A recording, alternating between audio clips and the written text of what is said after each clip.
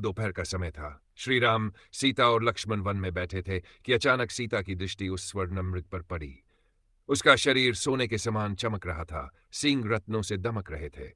वह कभी पेड़ के पीछे छिपता, कभी कूदकर दूर चला जाता।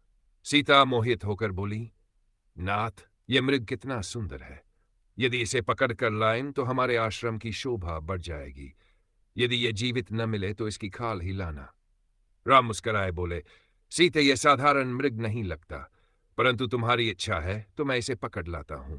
तुम कुटिया में रहो और लक्ष्मण तुम्हारी रक्षा करे। राम धनुष लेकर मृग के पीछे चले गए। मारीच का छल और मृत्यु मारीच श्री राम को बहुत दूर तक ले गया। जब राम ने देखा कि वह मृग बार बार रूप बदल रहा है, तो उन्होंने समझ लिया कि यह कोई राक्षस है। उन्होंने अपना बाण चलाया और कहा, अब तू अपने वास्तविक रूप में आ जा। बाण लगते ही मारीच अपने असली राक्षसी रूप में आ गया।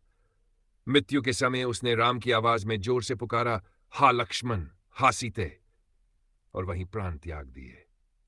सीता का भय और लक्ष्मण का जाना। पंचवटी में सीता ने वह आवाज सुनी और घबरा उठी। उन्होंने लक्ष्मण से कहा, क्या तुम नहीं सुनते? मेरे स्वामी संकट में हैं, तुरंत जाओ। लक्ष्मण ने शांत स्वर में कहा, मां, प्रभु राम को कोई संकट नहीं हो सकता। वह स्वयं भगवान है। यह किसी दुष्ट का छल है। परंतु सीता ने व्याकुल होकर कहा, यदि तुम नहीं जाओगे तो मैं मान लूंगी कि तुम्हें अपने भाई की मृत्यु की इच्छा है। यह सुनकर लक्ष्मण का हृदय दुख से भर गया। उन्होंने कहा, मां, ठीक है, मैं जाता हूं, पर आप इस रेखा के बाहर कभी मत जाइए। यह लक्ष्मण रेखा आपकी रक्षा करेगी। यह कहकर वे राम की ओर चल पड़े।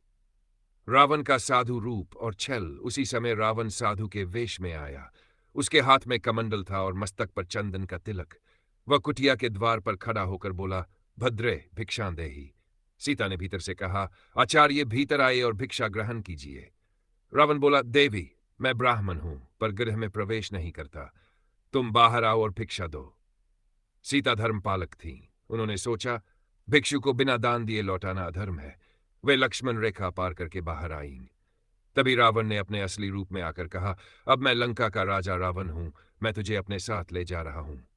सीता भयभीत होकर चिल्लाईं, राम, लक्ष्मण, बचाओ, परंतु कोई सुनने वाला न था। रावण ने उन्हें बलपूर्वक उठा लिया और अपने पुष्पक विमान में बैठाकर आकाश की ओर उड़ चला। जटायु का संघर्ष। आकाश में उड़ते हुए यह दृश्य वृद्ध गिद्ध जटायु ने देखा। वह राजा दशरथ का मित्र था। जटायु ने रावण का मार्ग रोक लिया और कहा, अरे अधर्मी, तू एक अबला का अपहरण कर रहा है। यह घोर पाप है। अभी सीता को छोड़ दे, नहीं तो मैं तुझे मृत्यु के घाट उतार दूंगा। रावण ने क्रोधित होकर कहा, मूर्ख पक्षी, मुझे रोकने का साहस करता है? जा, मरने को तैयार हो जा। दोनों में भीषण युद्ध हुआ। जटायु ने अपने पंखों से रावण के रथ की पताका तोड़ दी, घोड़ों को मार गिराया और कुछ समय तक उसे रोक दिया। परंतु रावण ने अपने खड्ग से जटायु के दोनों पंख काट दिए। जटायु धरती पर गिर पड़ा। रावण सीता को लेकर लंका पहुंचा